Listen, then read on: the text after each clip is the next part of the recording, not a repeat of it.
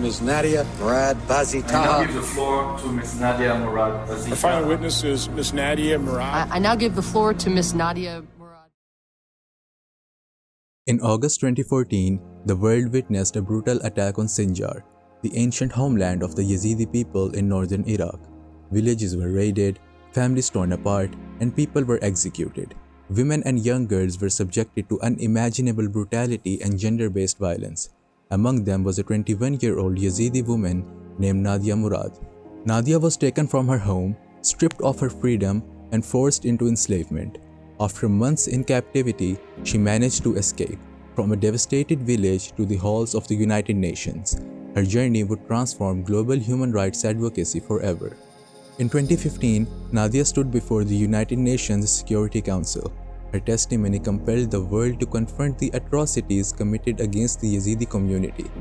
In recognition of her courage and powerful voice, in 2016 she was appointed the United Nations' first Goodwill Ambassador for the dignity of survivors of human trafficking. She urged global leaders to call the Yazidi massacre what it truly was, a genocide.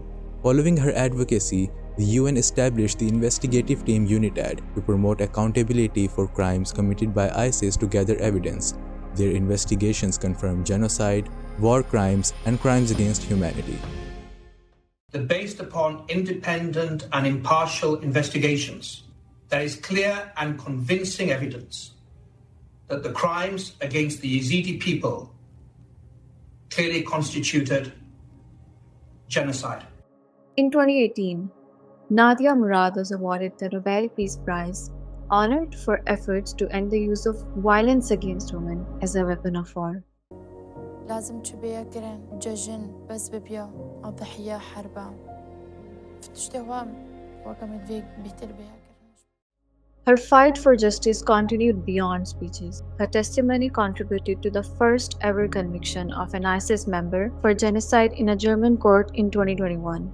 She inspired the UN Security Council Resolution 2379, which established legal foundations for gathering evidence against ISIS. And she pushed governments to recognize conflict-related violence as a global issue, not a regional one.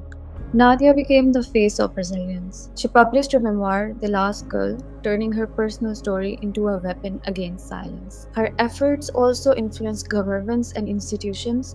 The Iraqi government passed the Yazidi Survivors Law in 2021, a landmark measure offering financial compensation, healthcare, psychological support, land grants, and rehabilitation for survivors of ISIS brutality. For the first time in Iraq's history, a law formally recognized gender-based violence during conflict. كرامتنا سوى تحقيق العدالة ومحاسبة المجرمين. ليس هناك أي تكريم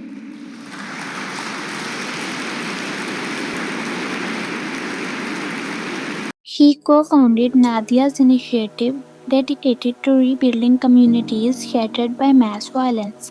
Through this organization, he restored schools, revived farmlands, supported survivors, and helped rebuild entire Yazidi villages. Today, Nadia continues her mission, rebuilding Sinjar, protecting survivors of wartime brutality, fighting for accountability, and ensuring no community is targeted for who they are. She once said, I want to be the last girl in the world with a story like mine. We chose Nadia Murad for this documentary because her voice carries the weight of thousands, but it also carries hope. Hope that justice can rise from ruins, hope that truth can defeat terror, and hope that survivors can rewrite history. This is not just the story of a survivor, it is the story of a woman who turned grief into global change. And her fight continues.